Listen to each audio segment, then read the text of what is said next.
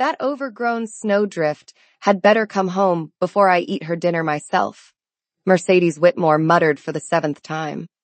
She had reheated the stew twice, checked the road 6 times, and was now pretending the tight feeling beneath her ribs was irritation. The sun was already sinking behind Glacier Ridge. The forest had turned blue with cold, and Madge's bowl remained offensively empty. Her Great Pyrenees had never ignored a meal in 8 years. Madge had once returned from chasing a stag with a thorn in her paw, mud in both ears, and enough dignity to pretend none of it hurt. She had still arrived before the stew touched the table. "If you have joined a wolf pack," Mercedes muttered while fastening her cloak, "I hope they know how much you shed." Behind her, the drums of the Bonding Moon ceremony began in the village square. Tonight, every unmated wolf in the pack would gather beneath the full moon. They would dance, exchange hopeful glances, and pretend they had not spent the previous month asking relatives who might choose whom. Mercedes had repaired her only good dress for the occasion. She had even braided her pale gold hair. That effort had lasted until she crawled under the porch looking for Madge and emerged wearing 3 cobwebs and a dead leaf. Her neighbor, Lorna, leaned over the fence in a blue ceremonial gown. "She'll come back when she's hungry," Lorna called. "You're going to miss the first dance." Mercedes held up Madge's untouched bowl. "This dog once ate half a sack of turnips because breakfast was 6 minutes late." "Maybe she found a rabbit. Then the rabbit has learned to cook." Lorna glanced toward the dark tree line. The humor left her face. Rogues had been seen near the northern paths. The forest also held old traps, steep ravines, and enough hungry wildlife to make good judgment useful. Mercedes had never owned much good judgment. She owned practical boots, a healer's satchel, and a dog who should have been home. She picked up her lantern. Lorna tried once more. "Mercedes, the ceremony only happens twice a year." "Madge misses no meals a year." That settled it. Mercedes left the drums, lanterns, and possible mate behind. She crossed the frozen meadow while calling Madge's name. The cold sharpened as she entered the pines. Snow crunched under her boots, branches whispered overhead, and every shadow appeared to have teeth. "Madge," she called. "If this is about the bath, I canceled it." Nothing answered except an owl. Mercedes followed a trail of paw prints through the first layer of snow. Madge's tracks were enormous and easy to recognize. They looked like 4 small plates had developed purpose. The prints led beyond the safe gathering paths and into the oldest part of the forest. Here the trees stood close together, their roots twisted through the earth like knotted fingers. The air smelled of pine resin, damp stone, and approaching frost. Mercedes found a tuft of white fur on a bramble. "Good," she whispered. "You're nearby, and you're still losing enough fur to make a second dog." Then she heard Madge bark. It was not the dog's usual greeting bark. It was not her suspicious bucket bark or her urgent cheese bark. This sound was deep, sharp, and protective. Mercedes ran. The lantern swung wildly. Snow slapped her skirts. She nearly lost one boot in a patch of mud and informed the forest that this was extremely inconsiderate. A clearing opened ahead. Madge stood beneath a huge oak with her white coat raised along her spine. Blood stained the fur around her muzzle. Mercedes's heart stopped. Then Madge turned, and Mercedes saw that the blood was not hers. An old man lay against the oak roots. His silver hair was wet with snow, his dark cloak was torn, and one leg bent at an angle legs generally avoided. Deep claw marks crossed his chest. More blood soaked the frozen ground beneath him. Madge stood over him like an enormous, angry snowbank. "There you are," Mercedes breathed. The dog whined, stepped aside, and immediately pushed her broad head against the old man's shoulder. His pale blue eyes opened. Even half-conscious, he looked commanding. He had the weathered face of a man accustomed to being obeyed and the current posture of a man whose body had filed a formal complaint. "Take your dog and run," he warned. Mercedes dropped beside him and opened her satchel. "I just spent 2 hours finding the dog. I'm not starting another trip because you enjoy dramatic instructions. The men who attacked me may return." Then we should finish before they do. The stranger stared at her. Madge sneezed directly into his beard. Mercedes wiped dog moisture from his cheek with the corner of his expensive cloak. She does that when people sound too serious. I noticed. His dry reply reassured her. Men near death rarely had enough strength for sarcasm. She cut open his ruined shirt and examined the wounds. The claw marks were deep but clean. A narrow blade wound near his ribs concerned her more. Dark veins spread around it. Poison, she murmured. The old man's gaze sharpened. You know it? I know it is trying to turn your side purple. Bodies rarely choose purple without assistance. Mercedes smelled the wound. Bitterroot and iron lay beneath the blood, along with the sweet resin used to seal small poison vials. Her mother had taught her to treat that hunting mixture before fever reached the heart. She reopened the blade, cut enough to flush it, packed the edges with drawing herbs, and mixed her strongest bitterroot antidote. Charcoal formed only one unpleasant part of the drink. The old man looked suspicious. It tastes terrible, Mercedes promised. That is how you know medicine respects tradition. Madge placed one paw on his uninjured thigh. He accepted the cup. While he drank, Mercedes cleaned and packed the wound. She bound his chest with strips cut from the lining of her cloak. The garment was already old, and Madge had slept on it twice. Its decline was official. The broken leg required a splint. Mercedes gathered straight branches while Madge remained beside the stranger. Do not let him leave, she instructed. Madge sat on the edge of his cloak. Efficient, the old man observed.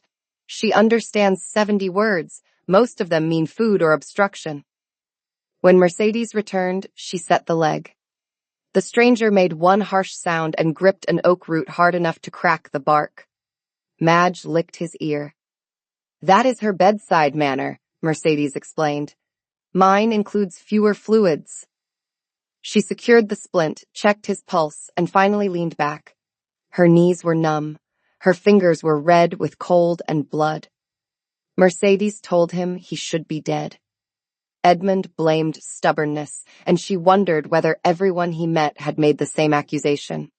The corner of his mouth moved. Mercedes gathered fallen branches and built a small fire beneath the oak's shelter.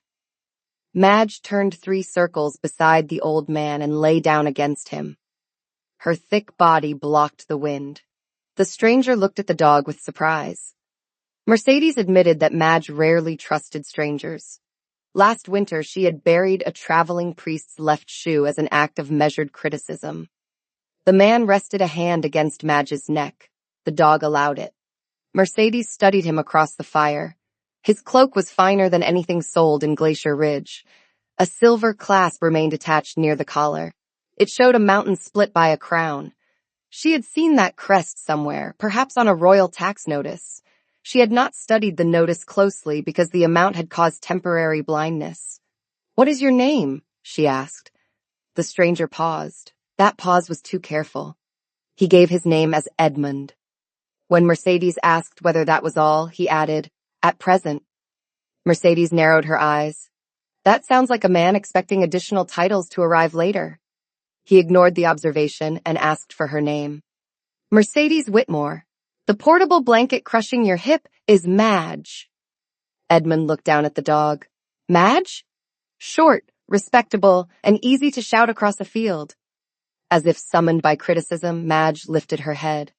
Madge, stay, Mercedes ordered. Edmund's brows rose. What? For one moment, I thought you said Majesty, Mercedes snorted. If she were royalty, breakfast would be compulsory and squirrels would be outlawed. Madge wagged once, apparently satisfied with this political platform.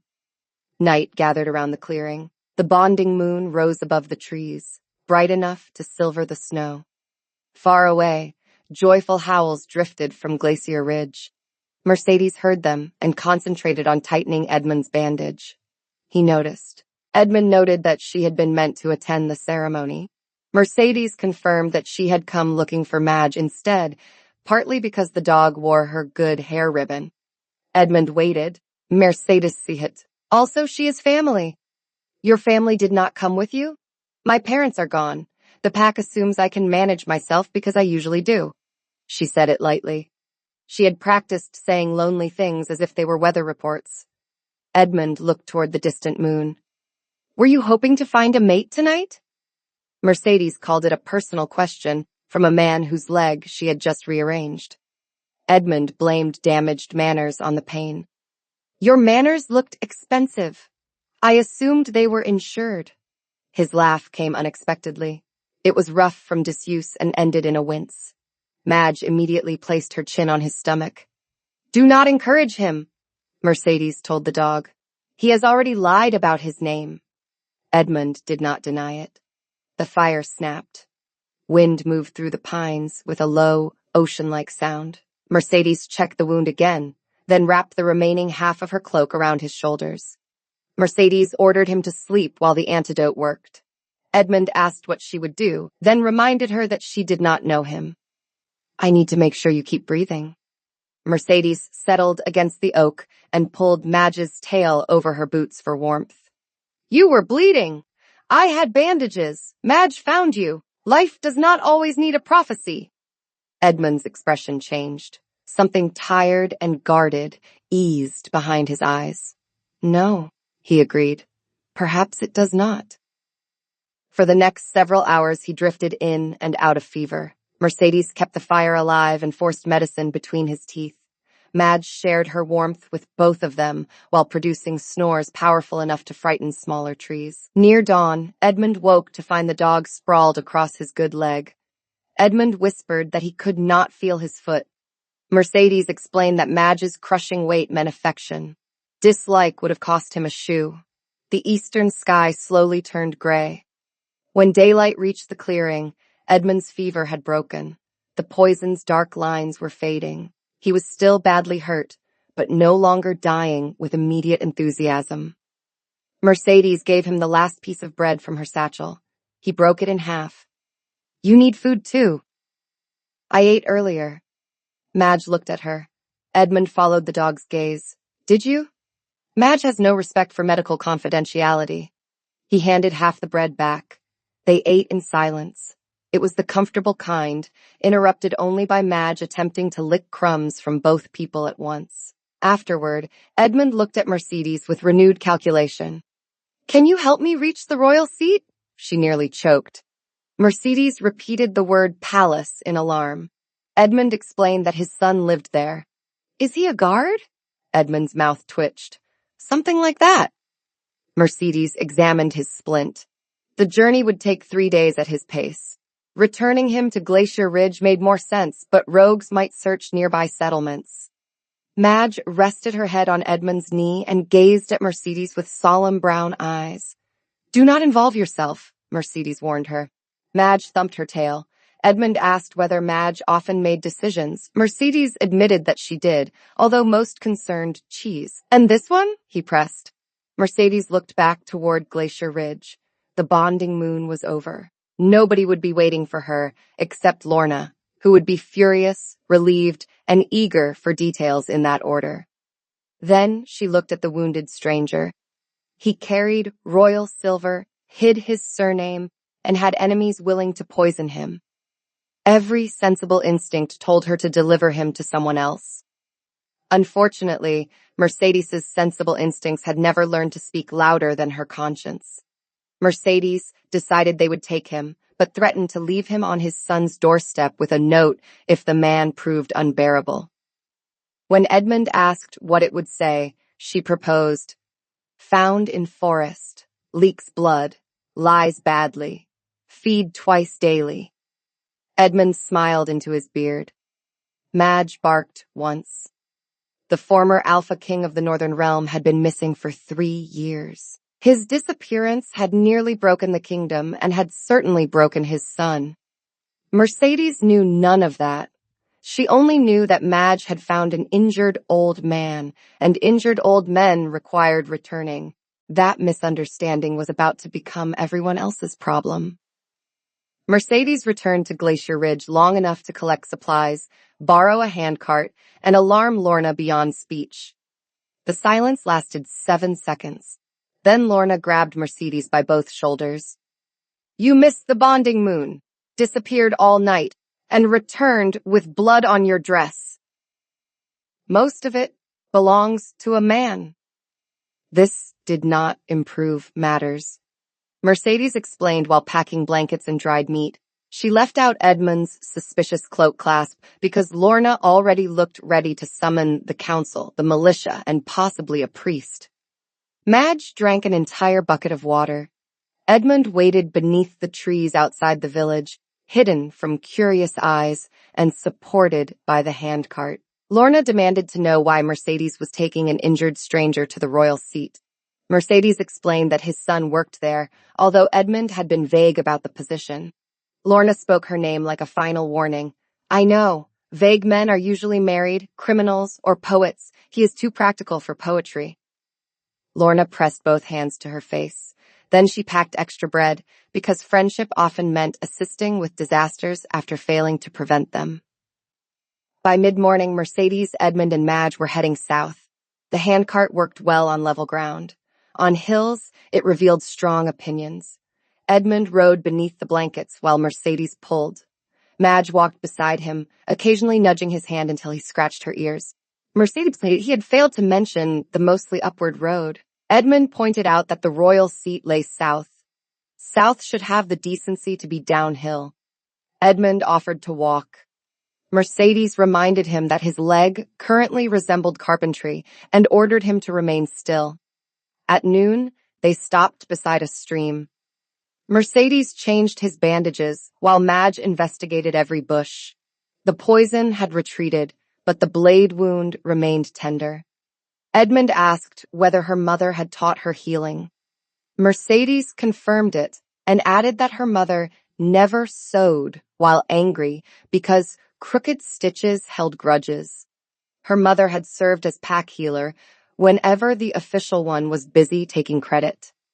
Mercedes spoke without bitterness. Her mother had treated people because they hurt, not because they could pay. After her death, Mercedes continued the work in a smaller way. She delivered babies, set bones, and made tinctures for people who thanked her with eggs. Edmund thought she deserved a formal position. Mercedes replied that a title would not make feverfew grow faster. He argued it might make people listen. People listen when I threaten the bitter medicine. Madge returned carrying a dead branch twice her length. She attempted to pass between two trees and became confused by geometry. Edmund watched her try 3 times. Edmund called Madge persistent. Mercedes explained that the dog believed the world should adjust around her. He considered that quality admirable in moderation, which sounded enough like personal experience to end the conversation. The old man became interested in the stream. They camped that night in an abandoned shepherd's shelter. The roof leaked in 4 places, the chimney smoked, and Madge selected the only dry bed before either human could object. Mercedes pointed at the floor. Madge, down. The dog closed her eyes. She appears tired, Edmund said. She appears deaf. Mercedes tried pulling the blanket. Madge increased her weight through a method known only to large dogs and stubborn mountains. Edmund hid a smile. Perhaps we should share the other bed. Mercedes looked at the narrow cot. If you fall off, I am not setting the leg again. She arranged Edmund against the wall and sat at the foot with her boots braced on a crate. Madge waited until the room went quiet, then moved from the excellent bed to the floor beside Edmund. Traitor, Mercedes whispered. Madge sighed happily. Edmund slept better that night. By morning, he could stand with a branch as a crutch. Mercedes allowed him to walk for 10 minutes, then returned him to the cart when his face turned gray. They met a royal patrol near midday. 4 mounted warriors emerged from the pines, wearing black and silver. Mercedes placed herself between them and Edmund before she noticed how the old man had gone still. The patrol leader stared beneath Edmund's hood. Edmund gave the smallest shake of his head, then asked the man to come closer. The warrior's expression briefly collapsed. Then discipline rebuilt it. After a quiet exchange, the warrior straightened. Travelers, he said too loudly. The road ahead is safe. Mercedes looked from him to Edmund. Do all royal guards inspect travelers as if they have seen a ghost? Training, Edmund answered. The patrol leader coughed into his glove. Madge wandered to his horse and sniffed its saddlebag. The horse leaned down to greet her. Within moments, the great white dog had acquired a strip of dried venison from a soldier who clearly knew who Edmund was and feared refusing anyone in his company. Do not feed her, Mercedes warned. She will remember you forever. The warrior looked at Madge, then at Edmund. I understand the danger. As they continued south, Mercedes waited until the patrol disappeared. She did not know that Edmund had ordered 2 riders to follow beyond sight. No message was to be sent until they reached the palace, because someone had already betrayed one secret journey. Mercedes asked whether he wished to explain the patrol's reaction. Edmund suggested they had mistaken him for someone, ideally someone living. Someone with a surname? She pressed. He adjusted his blanket. Almost certainly.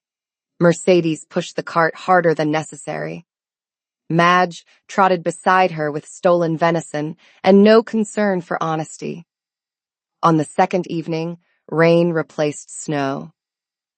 They found a crowded roadside inn where Mercedes spent 1 precious coin convincing the owner that Madge was cleaner than several merchants downstairs. This argument lost credibility when the dog shook Rain across the entrance hall. Edmund kept his hood raised and laughed into his sleeve. By morning, his fever had eased, Madge had acquired breakfast from an unknown source, and Mercedes had stopped asking how. By the 3rd afternoon, white towers appeared beyond the hills. The royal seat filled the valley below. High walls circled a city of slate roofs, bridges, gardens, and watchtowers. At its center stood Ironvale Palace, pale stone rising against the mountains. Mercedes stopped pulling the cart. Mercedes confirmed that his son worked inside the enormous palace. Edmund answered that he did so frequently. She looked at Edmund's cloak clasp again. The split mountain beneath a crown matched the banners flying above the walls. A cold suspicion finally found her. Edmund, what exactly does your son guard? The old man studied the palace. Most of the northern realm. Mercedes closed her eyes. Mercedes reminded Edmund that he had described his son as something like a guard. He defended the claim because his son guarded a great many people. That answer has aged badly. Madge barked toward the city, delighted by its size and unaware that she had escorted a constitutional crisis for 3 days. They descended the final road. Royal guards noticed them before they reached the outer gate. One guard lowered his spear. Another stared at Edmund. A third dropped the apple he was eating. Edmund removed his hood. The gate erupted. Horns sounded from the walls. Soldiers shouted orders.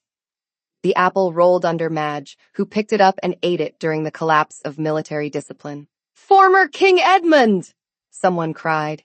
Mercedes's hands slipped from the cart. The man she had ordered to drink charcoal, share bread, and stop arguing with his broken leg was Edmund Ironvale, the lost Alpha King. He had ruled the Northern Realm for 26 years. 3 years ago, he had vanished after his mate's death. Most people believed he was dead. Mercedes looked at him. Edmund offered an apologetic smile. The surname has arrived. I am going to push you back up the hill. Armored warriors surrounded them. Several dropped to one knee. Others stared as if Edmund had walked out of a tomb while complaining about the weather. Madge moved closer to Mercedes and growled. Easy, Mercedes murmured. They are only having a large emotional reaction. The gate captain approached with tears in his eyes. Your Majesty. Madge, stay, Mercedes ordered at the same moment. The captain stopped. So did 3 guards. Edmund looked between them and began laughing. Mercedes pointed at the dog and clarified whom she meant. The captain asked whether her name was Majesty. Madge, Mercedes corrected. She hears cheese when I say please. We all carry burdens. Edmund's laughter turned into a cough, which restored enough order for the guards to remember he was injured. He was lifted from the cart and placed on a stretcher. Carefully, Mercedes warned. His ribs are bound, his left leg is splinted, and the wound near his side was poisoned. The captain straightened. Who treated him? I did. Every guard looked at her patched dress, muddy boots, and hair that had not recovered from 3 days of travel. Edmund's voice became royal for the first time. Mercedes Whitmore saved my life. She and Madge are honored guests. Anyone who forgets that will explain the mistake to me. The yard went silent. Madge stole a second apple. They entered the city beneath escort. People crowded windows and streets as news spread. Bells rang from the palace towers. Mercedes walked beside Edmund's stretcher, increasingly aware that she smelled like rain, dog, and medicinal charcoal. Mercedes muttered that he could have told her. Edmund pointed out that she would not have come. His raised eyebrow forced her to admit she would have left him with the patrol. He called that proof of his wisdom. She called it lying by omission. When Edmund preferred the phrase strategic silence, Mercedes declared it dishonesty wearing a uniform. 2 nearby soldiers failed to hide their smiles. The palace doors opened before them. Inside waited a marble entrance hall filled with guards, healers, servants, advisors, and nobles who had abandoned whatever they were doing. Mercedes barely noticed the gold ceiling or towering columns. The air had changed. Dominance rolled through the hall like approaching thunder. People moved aside. At the far end, a tall man came down the staircase with long, controlled strides. Alpha King Dominic Ironvale looked like someone had carved authority into human form and forgotten to include patience. Dark chestnut hair brushed his collar. A close beard framed a severe mouth. His storm gray eyes fixed on Edmund. For 3 years, Dominic had ruled while grieving a father who had disappeared without explanation. Now that father lay alive on a stretcher beside a muddy healer and an enormous white dog chewing an apple. Father. The single word carried relief, fury, and enough pain to silence the entire hall. Edmund's humor vanished. Dominic. The younger king stopped beside the stretcher. His hand closed around the wooden frame. Dominic confirmed that his father was alive, then accused him of leaving. Edmund answered both facts without defense. Mercedes watched them attempt to have 3 years of grief using 4 words. It was painful, impressive, and deeply inefficient. Dominic's gaze dropped to the bandages. Who did this? The useful part or the bleeding part? Mercedes asked. Every head turned. She considered pretending someone else had spoken. Madge leaned against her leg, eliminating escape. Edmund indicated Mercedes. She treated me after rogues attacked. Dominic looked at her fully. His eyes were colder than the forest, but the anger in them was not directed at her. He saw the dried blood on her sleeves and the frayed edge of her cloak. Then he noticed Madge. The dog walked forward. Mercedes caught her collar. Madge, stay. Dominic stopped. A guard made a choking sound. Mercedes looked from the king to her dog. This is going to become a problem, isn't it? For the first time, something almost human moved at the corner of Dominic's mouth. Then Madge broke free, crossed the marble floor, and sat on the Alpha King's left boot. The hall waited for death. Dominic looked down at 80 pounds of white fur occupying his foot. Madge looked up and offered him the wet remains of the stolen apple. She likes you, Mercedes explained. Or she thinks you have food. Her emotions are practical. Dominic slowly crouched and took the apple core before it stained his boot. Madge licked his chin. The most powerful wolf in the northern realm closed his eyes. Edmund, still on the stretcher, smiled with unbearable satisfaction. Welcome home, he told his son. Dominic wiped dog saliva from his beard. We will discuss your definition of home later. Mercedes decided she liked him slightly. Only slightly. Palace healers carried Edmund away while Dominic issued orders with terrifying efficiency. Mercedes followed until a woman in green robes attempted to separate her from Madge. The animal cannot enter the royal infirmary, the healer said. Madge sat. The healer pulled gently on the lead. Madge remained where she was and somehow became heavier. She can, Mercedes explained, or the infirmary can move around her. Dominic approached from behind them. Everyone nearby straightened. Let the dog enter. The healer bowed and released the lead. Madge rose at once. Dominic observed that Madge had understood the exchange. Mercedes explained that the dog only understood how resistance produced a king. He objected that government should not work that way. She suggested informing his nobles. His gaze returned to Mercedes. For one dangerous heartbeat, she wondered if she had finally spoken herself into a dungeon. Instead, Dominic gave a quiet breath that might have been amusement. My father said you were direct. Your father says many things when avoiding useful information. This time, the king's almost smile was unmistakable. Edmund's injuries were treated again by 6 royal healers, who removed Mercedes's bandages and replaced them with identical bandages made from finer cloth. She stood at the foot of the bed with crossed arms. The senior healer praised the splint. Mercedes called it 2 branches and a belt, which the healer upgraded to excellent branches. The fracture had already begun knitting through shifter healing. The healer warned that this explained the speed, not Edmund's belief that medical orders were optional. Edmund lay against white pillows and looked healthier by the minute. Royal blood apparently improved in expensive rooms. Dominic stood near the window. His shoulders remained rigid. He had not left since his father entered the infirmary, yet he had spoken to him only about wounds, attackers, and patrol routes. Mercedes recognized avoidance when it wore a crown. You should both speak, she said. Father and son looked at her. About something that does not involve poison, she clarified. Dominic called it a family matter. Mercedes agreed, noting that families were usually where communication went to die. Edmund covered his mouth. The king demanded to know whether Edmund was laughing. His father blamed the medicine, but Mercedes warned that excuse rarely survived witnesses.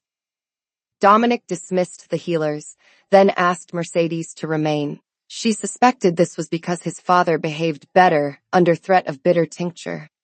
The conversation began badly. Before grief entered the room, Dominic demanded the full account of the attack.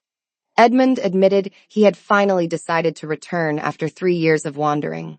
He traveled quietly because he feared a public arrival would become a political spectacle. At a remote royal way station, a clerk recognized him despite the plain cloak. Riders found Edmund before sunset, proving the news had reached someone faster than it reached the palace. He escaped in wolf form, but the poisoned blade forced him back into human shape. A fall down the frozen slope broke his leg near Glacier Ridge. The patrol routes now made sense. So did Edmund's order that the soldiers follow without sending a message. Until Dominic knew who had leaked his father's return, even royal channels could not be trusted. Edmund apologized for disappearing. Dominic answered that 3 years required more than one sentence. Edmund tried to explain that grief had made the palace unbearable after Katerina's death. Dominic's restraint finally cracked. You lost your mate, he said, voice low. I lost my mother and my father on the same day. The words landed hard. Edmund looked older than he had in the forest. Mercedes rested a hand on Madge's head. The dog leaned against her. No joke could repair this moment, so she allowed the silence to hold it. Edmund eventually admitted the ugliest truth. He had run because remaining required him to feel his grief while also watching his sons. Wandering had been easier than facing what he had broken. Dominic turned toward the window. I am not asking you to forgive me today, Edmund continued.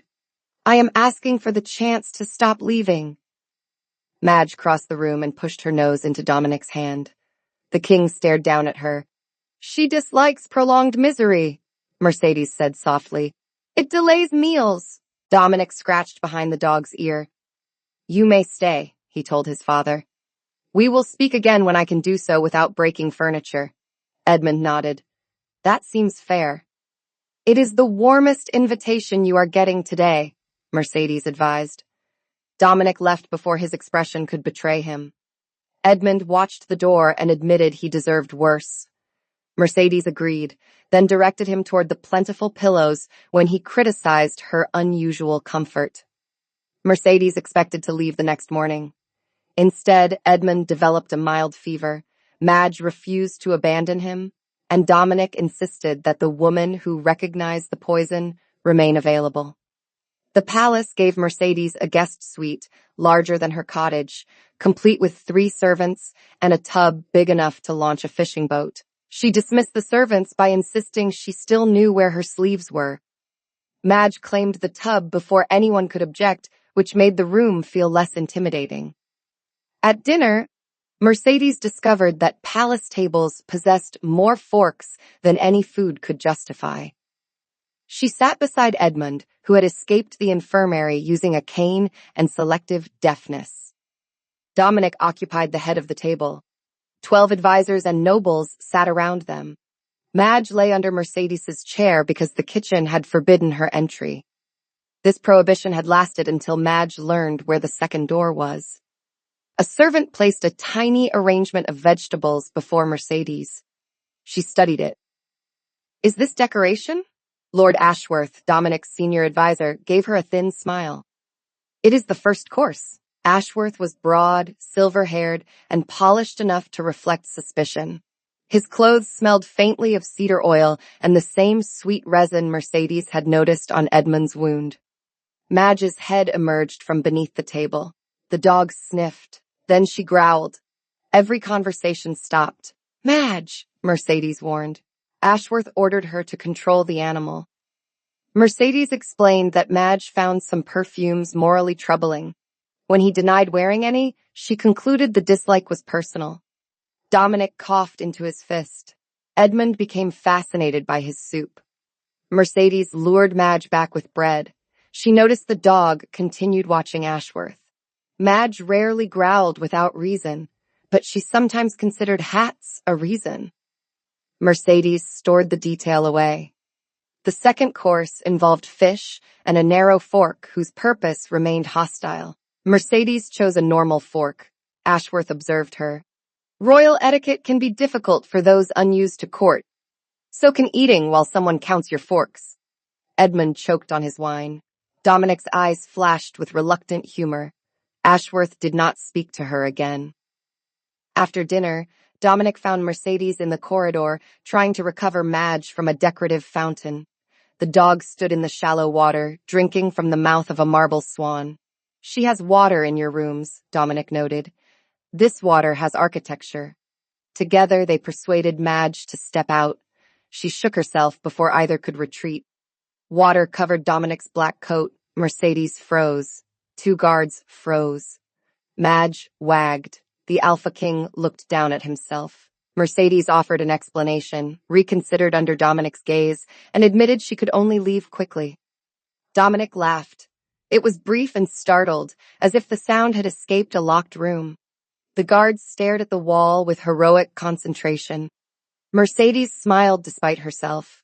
Mercedes told him to do that more often. Dominic asked whether she meant getting soaked by dogs. "Laugh. The soaking appears to happen without effort." They walked toward the guest wing while Madge left wet paw prints across priceless stone. Dominic asked how Mercedes had found his father. She told him the full story, including the untouched dinner, the blood, the lie about being a guard, and Madge's medical use as a heated blanket. The king listened closely.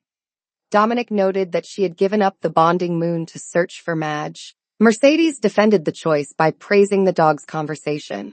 He asked whether she had wanted to attend. Mercedes considered lying. Dominic's attention made honesty feel more dangerous than usual. "Part of me did, not because I expected destiny to fall on my head. I just wanted to know whether there was someone who might choose me." Dominic stopped beneath an arched window. Moonlight silvered his hair and softened the hard lines of his face. Dominic said her pack had not valued her. Mercedes argued they valued her when bones needed setting. That is use, not value. The distinction struck more deeply than she expected. Madge pressed between them, possibly from emotional sensitivity, and possibly because she had found a biscuit in Dominic's pocket. The king surrendered the biscuit. Mercedes demanded to know why he now carried dog treats. Dominic claimed the biscuit came from dinner and that putting it in his pocket showed planning. 3 days ago, you did not know she existed. Dominic looked down at Madge. She is persuasive. The dog accepted this tribute and walked on. Mercedes began to suspect the Alpha King was not cold. He was simply built like a fortress and equally poor at inviting visitors. During the following week, Edmund recovered enough to become troublesome. He ignored bed rest, borrowed servants' clothing to escape the infirmary, and appeared in unexpected places with explanations nobody believed. Mercedes found him in the library, the kitchens, and once behind a curtain near Dominic's council chamber. Mercedes whispered that hiding behind upholstery looked remarkably like spying. Edmund claimed he was merely waiting and blamed the drafty corridor. Dominic opened the curtain from the other side. Edmund and Mercedes stared at him. Madge sat between them, holding one of Dominic's gloves. "I can explain," Edmund began. "No one in this family can," Dominic replied. Mercedes held up both hands. "I am not in this family." Edmund and Dominic looked at her. Their simultaneous silence was deeply suspicious. She pointed at Madge. "The dog brought me." Dominic recovered his glove. "Of course." Edmund's efforts to place Mercedes and Dominic together became increasingly transparent. He requested that they show him the winter gardens, then claimed fatigue after 6 steps. He arranged a private dinner for 3 and failed to appear. He sent Dominic to inspect a non-existent leak in Mercedes's bathing chamber. That final attempt nearly ended his recovery. "There is no leak," Dominic told his father. Edmund looked confused. "It may have repaired itself." "Pipes do that here?" Mercedes asked. "Ancient palace." Dominic folded his arms. "Father, fine. I thought you both needed a practical problem." "You are the practical problem," Mercedes informed him. Madge barked agreement. Despite Edmund's interference, Mercedes and Dominic developed their own rhythm. He showed her the palace gardens without pretending anyone had a medical emergency. She explained which winter plants could be used for fever and which would cause a rash in embarrassing places. He invited her to observe a council session because she knew the poison used against Edmund. She interrupted a border commander who confused 2 herbs and prevented him from ordering soldiers to burn the wrong fields. Dominic began asking her opinion directly. Mercedes began noticing how he listened. He did not treat kindness as softness. He did not praise her merely to make her comfortable. When she was right, he used the information. When she was wrong, he said so without cruelty. Madge approved of him for simpler reasons. He carried meat and possessed a large office rug. Within days, Dominic had accepted that royal authority ended wherever the dog chose to sleep. Mercedes noticed a map covered in red marks. "More rogue attacks?" His humor faded. 3 supply posts in 2 weeks. Whoever attacked my father may be coordinating them. She leaned over the map. The raids formed a line along the southern border. Each target stored medicine, grain, or weapons. Mercedes observed that the raiders knew both what to take and when each target would be unguarded. Dominic confirmed that this was his concern. Madge woke and sniffed the edge of the map. Then she sneezed. "Excellent contribution," Mercedes told her. Dominic rested both hands on the desk. "I leave tomorrow to inspect the southern posts." The news tightened something in Mercedes's chest. She disguised it with irritation. Mercedes told him not to return looking like his father. Dominic guessed she meant old. "Leaking." His gray eyes warmed. "I will make an effort." Madge pushed her head under his hand. Dominic scratched her ears and looked at Mercedes over the dog's white fur. For one quiet moment, the room felt smaller. The air carried paper, cedar smoke, and the faint warmth of him. Mercedes's wolf stirred inside her, not with the thunderous certainty of prophecy. It simply lifted its head, alert and interested. Dominic seemed to feel something too. His hands stopped moving. Then Madge sneezed on the map. The moment ended. Mercedes thanked Madge for saving them from a dangerous amount of eye contact. Dominic claimed he had been reviewing troop positions. Of course. With your face? Dominic looked offended for nearly 2 seconds. Then he laughed again. Dominic left before sunrise with 2 companies of warriors. Mercedes did not stand at the gate to watch him go. She was a practical woman with no interest in dramatic departures. She watched from an upstairs window instead, which was completely different because nobody could see her worrying. Madge sat beside her and fogged the glass. We are checking the weather, Mercedes told the dog. Madge looked at the cloudless sky. Your skepticism is unattractive. Below, Dominic mounted a black horse. He glanced toward the guest wing, found Mercedes behind the window, and raised one hand. She raised hers. Madge planted both front paws on the sill and barked so loudly that 3 horses sidestepped. Dominic's soldiers rode south beneath a gray dawn. Edmund appeared in the doorway wearing a robe and the expression of a man who had discovered exactly what he hoped to discover. Mercedes warned Edmund not to comment. He protested that he had said nothing. Your eyebrows are giving a speech. He came to stand beside her. He will return. He had better. I have not finished criticizing his medical habits. Edmund smiled, but worry shadowed his face too. Father and son had spoken every evening since his return. Their conversations remained difficult, yet neither man walked away. That was progress. In the Ironvale family, progress apparently required locked doors and reinforced furniture. For 2 days, no message came. Mercedes helped in the infirmary, reviewed poison records, and attempted to keep Edmund from reorganizing the palace while technically still a patient. Madge became popular among the servants. She collected snacks from 5 kitchens and affection from everyone except Lord Ashworth. Whenever the advisor entered a room, the dog watched him. On the second afternoon, Mercedes found Ashworth near Edmund's chambers. He claimed he had come to deliver reports. Madge stood between him and the door with her head low. That animal is becoming a nuisance, he complained. She has been a nuisance for years. Becoming one would imply effort. Ashworth's gaze sharpened. You enjoy forgetting your position. I remember it. I am standing in a corridor while you argue with a dog. His face tightened. Then Edmund opened his door and Ashworth recovered his polished smile. Madge did not. That night, a storm rolled over the city. Rain hammered the windows. Wind moaned through the towers. Near midnight, horns sounded from the outer wall. Mercedes was out of bed before the second blast. Madge raced beside her through the corridor. They reached the entrance hall as wounded warriors began arriving. The southern force had returned. Armor clanged against stone. Wet boots left dark tracks across the floor. Blood and rain filled the air with the metallic smell of battle. Mercedes searched the crowd. Dominic entered under his own power, which was the good news. The bad news was everything else. Blood soaked his left side. A cut crossed his temple. One sleeve hung in strips, and his expression promised violence to anyone who mentioned that he was limping. His eyes found Mercedes. Relief moved across his face before command buried it. Treat the others first, he ordered the palace healers. Mercedes reached him and looked at the blood. Mercedes reminded Dominic of his promise not to leak.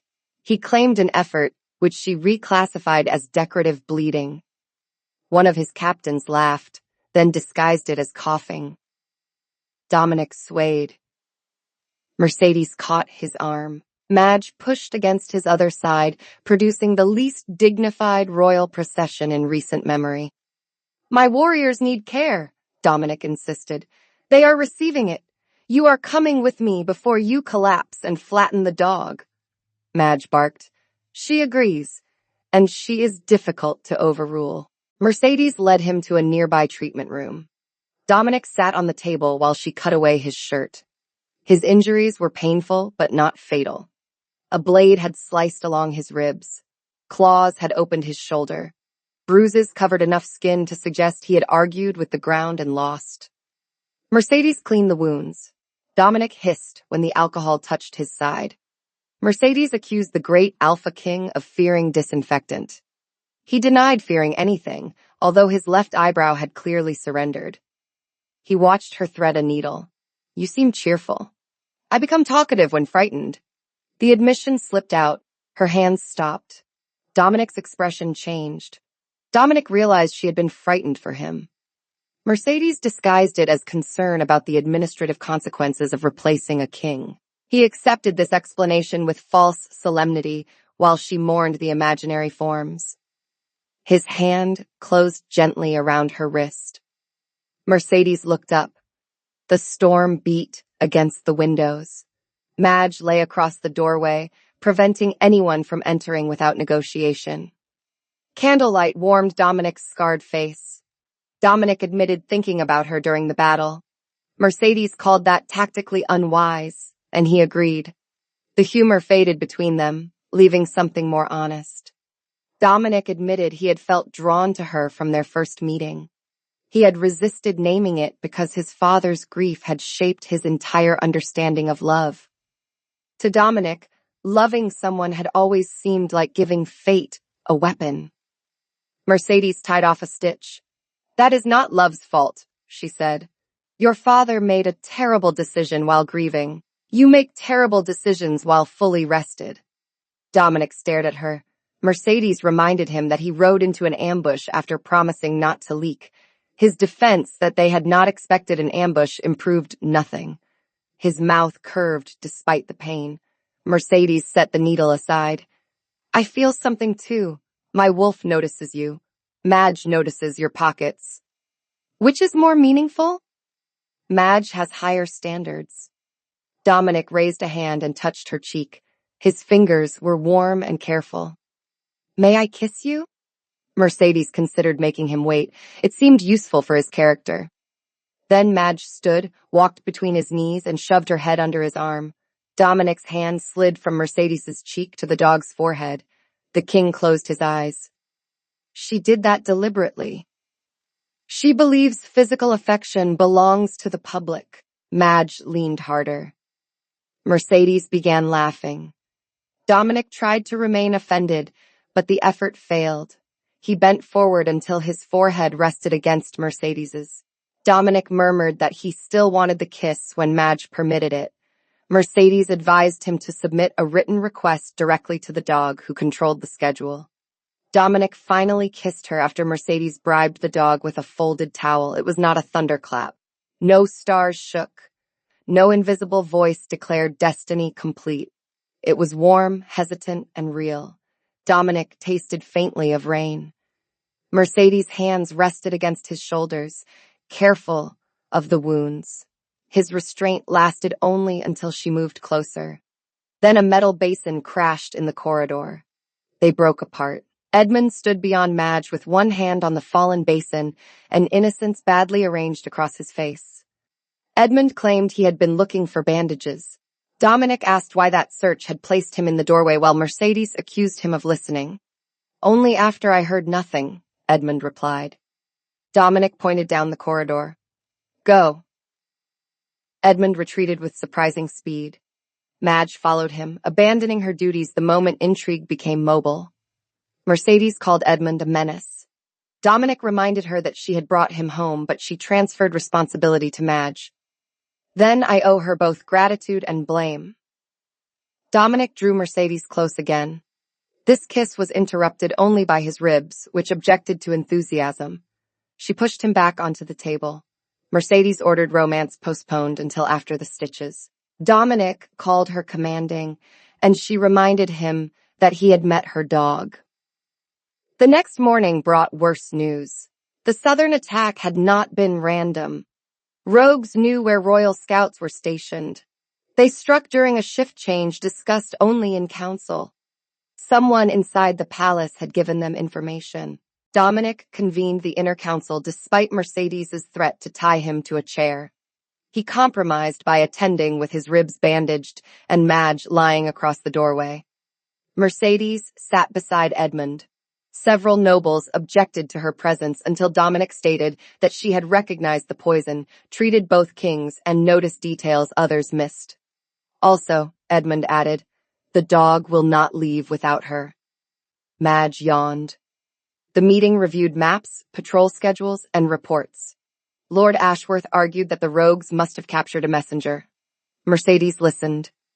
Each successful raid had occurred within 2 days of a council session. Each target had been discussed privately. The ambush against Dominic used a false distress signal bearing a seal from the Western Command. The traitor needed access to plans and royal seals. Madge rose suddenly. Ashworth had opened a leather folder across the table. The dog crossed the chamber, sniffed the folder, and growled. Ashworth snapped it shut. Remove her. Mercedes caught Madge's collar. A familiar sweet scent reached her beneath the cedar oil. Her memory returned to the forest. The poison itself had smelled of bitterroot and iron. The same unusual resin had sealed the vial before the blade was coated. Now that resin clung to Ashworth's leather folder. It was suspicious, but not proof. A court could not convict a man because his stationery smelled wrong. Mercedes did not accuse him immediately. Dogs could identify danger, but courts preferred evidence that did not shed. She apologized and led Madge outside. Dominic joined her moments later. Dominic asked what she had noticed. Mercedes identified the scent as resin from the poison vial used against Edmund, while warning that someone else could have handled the same material. Dominic went still. Dominic asked whether she was certain.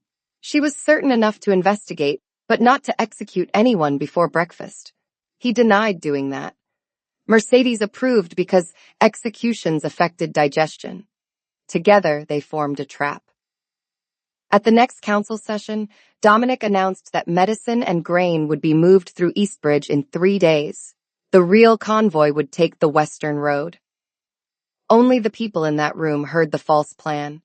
They marked every copy of the route with a slightly different error.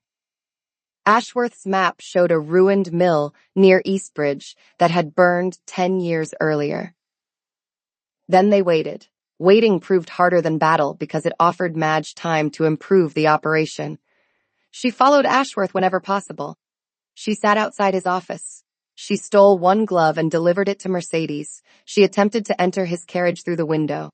Subtlety, Mercedes told her, pulling the dog down. We are practicing subtlety. Madge sneezed. Dominic observed that Madge disagreed with subtlety. Mercedes explained that the dog preferred standing on problems, which he called a common royal philosophy. On the second night, a palace scout returned from Eastbridge. Rogues had gathered near the ruined mill. The false information had leaked. Dominic ordered Ashworth's office searched. They found nothing at first. The advisor had hidden his correspondence well. Madge entered during the search, sniffed the carpet, and began scratching beneath a cabinet. 2 guards moved the furniture. A loose floorboard lay below. Inside were coded letters, copied patrol schedules, royal sealing wax, and a poison vial stopped with the same sweet resin. Ashworth was arrested before dawn. He did not deny the betrayal. He had supported Dominic during the first year of his reign, then grown convinced that grief and youth made the king weak. Edmund's return threatened the political control Ashworth had spent years building. The clerk at the remote way station had been one of Ashworth's paid eyes. After learning Edmund was alive and returning home, Ashworth sent rogues to capture him. When Edmund escaped, Ashworth ordered him killed. You would put a village healer beside the throne, Ashworth accused Dominic during the confrontation. You let sentiment govern you. Mercedes stood near the door with Madge. For accuracy, she said, the healer found the evidence. The dog found the floorboard. Your defeat was a group effort. Ashworth looked at her with hatred. Madge growled, and she would like credit for the glove. Dominic's command filled the chamber before Ashworth could reply. Take him. The guards led the traitor away. Edmund remained beside his son. Pain showed in both their faces. Ashworth had served the family for decades. Betrayal hurt most when it wore a familiar voice. Mercedes did not offer a speech about strength or destiny. She placed one hand in Dominic's and the other on Edmund's shoulder. Madge leaned against all three of them. After a moment, Edmund looked down. "She is standing on my injured foot." "That is emotional support," Mercedes explained. "It is very emotional." Dominic laughed quietly, and some of the darkness left the room. With Ashworth's letters exposed, the rogue network unraveled quickly. Border leaders captured the remaining commanders. Stolen supplies were recovered. The southern villages began repairing what had been damaged. The palace prepared a formal celebration. Mercedes attempted to avoid it. She failed because Edmund controlled the invitations, Dominic controlled the guards, and Madge controlled the doorway. The celebration filled the great hall with silver banners, winter flowers, musicians, and enough polished tableware to blind an approaching army. Mercedes stood in her rooms while three attendants adjusted a deep green gown around her. The dress was beautiful. It was also equipped with sleeves that required negotiation and a skirt wide enough to collect furniture. Mercedes objected that the gown had no pockets. The eldest attendant explained that formal women relied on companions to carry useful things. Mercedes looked at Madge. The dog wore a green ribbon around her neck and carried half a dinner roll in her mouth. "My companion is occupied." The attendants had tried bathing Madge that morning. Two remained emotionally changed by the experience. Mercedes hid a small medicine pouch beneath the decorative sash and declared the gown functional. When she entered the hall, conversation slowed. Not because she had transformed into a mysterious beauty. Everyone had already seen her muddy, furious, and covered in royal blood. They were surprised she had agreed to wear sleeves. Dominic waited near the head table in formal black and silver. His wounds were healing, though Mercedes noticed he still favored one side. His gaze settled on her. For once, the Alpha King failed to hide what he felt. Warmth rose through Mercedes's face. Madge chose that moment to step on the back of her skirt. Mercedes stopped. The skirt did not. She lurched backward, caught a column, and remained upright through determination and architectural support. Dominic reached her in 3 strides. "Are you hurt?" "Only in front of the entire kingdom." He looked down at Madge, who was sitting on the gown. "Release her." Madge wagged. Dominic produced a strip of dried meat from his sleeve. Mercedes narrowed her eyes. "You planned for this. I govern according to known threats." Madge accepted the bribe and moved. Dominic offered Mercedes his arm. "You look beautiful. I am carrying fever medicine under the sash. You look prepared." That compliment pleased her more. Edmund watched them approach with the satisfied expression of a man claiming credit for weather. He wore formal robes but still used a cane. Mercedes suspected he no longer needed it. He enjoyed pointing the silver handle at people who annoyed him. "You are late," he observed. "Your future daughter-in-law was detained by your other future daughter-in-law," Dominic replied. Mercedes nearly tripped again. Edmund beamed. Madge barked. "No one has asked me anything." Mercedes reminded both men. Dominic's confidence disappeared.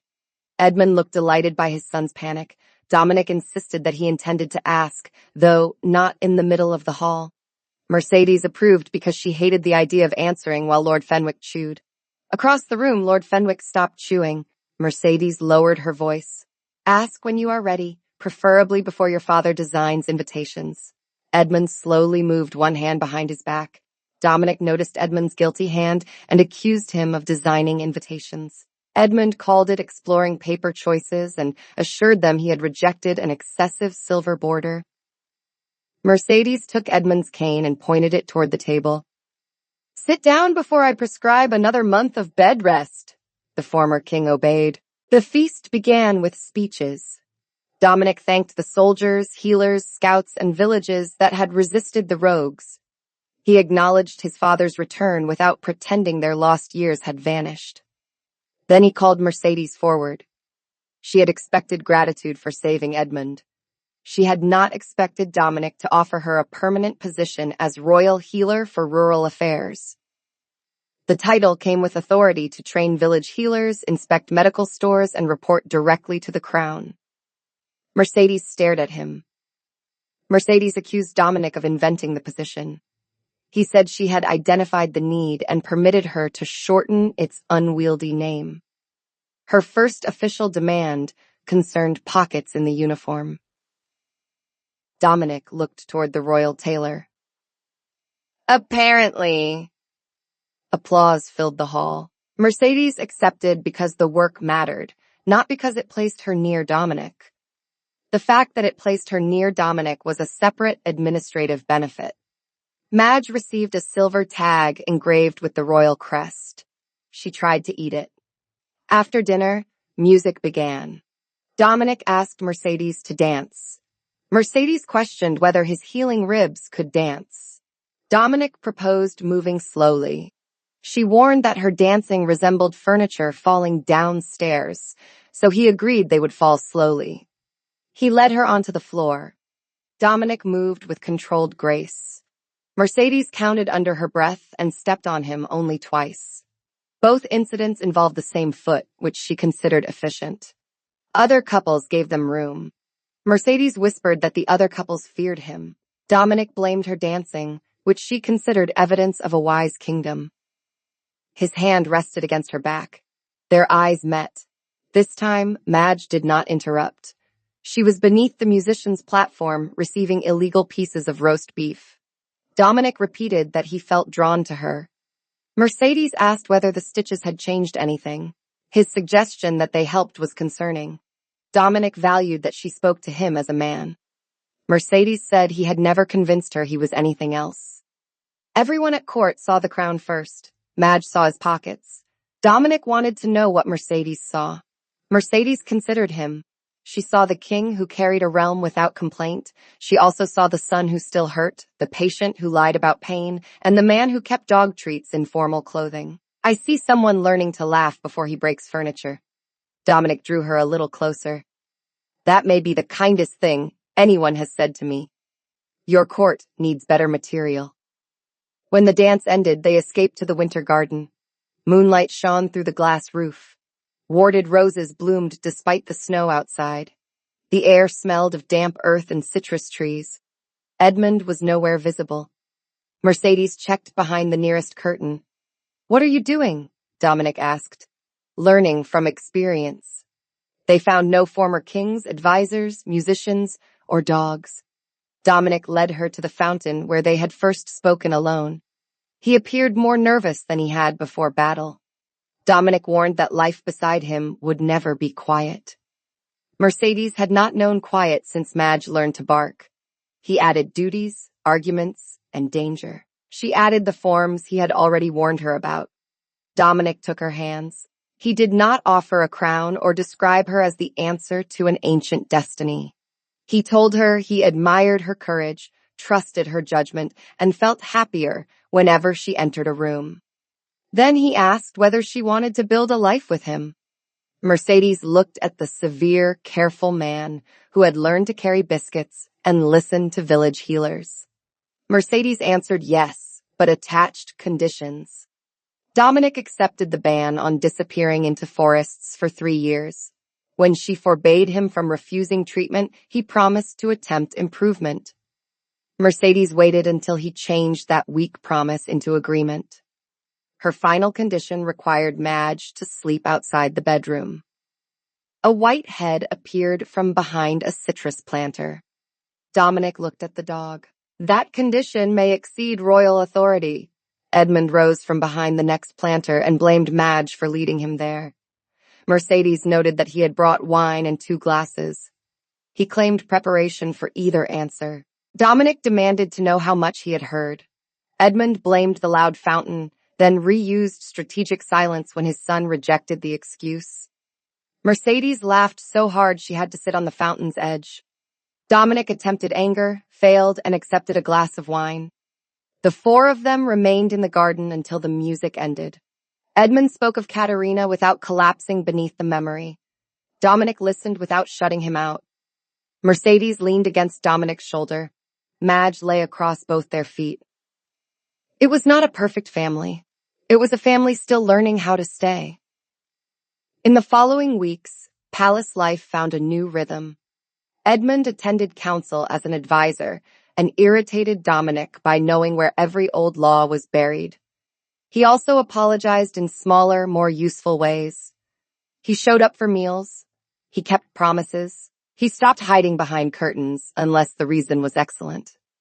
Mercedes reorganized rural medicine while refusing every proposed title containing the words delicate, noble, or royal flower. Her final title became Chief Village Healer. It fit on a door. Madge acquired responsibilities without permission. She inspected visiting carriages, attended council meetings, and slept outside Edmund's rooms whenever his nightmares returned. She also continued growling at dishonest people. This made diplomatic receptions shorter.